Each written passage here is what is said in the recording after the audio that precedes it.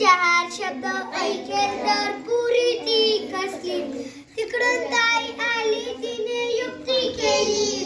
खिरीची नी पुरीची खूप गट्टी झाली. तेव्हापासून त्याची जोडी पक्की राहून बसली. कढईची पुरी मग कधी नाही रुसली. टाळ्या वाजवा.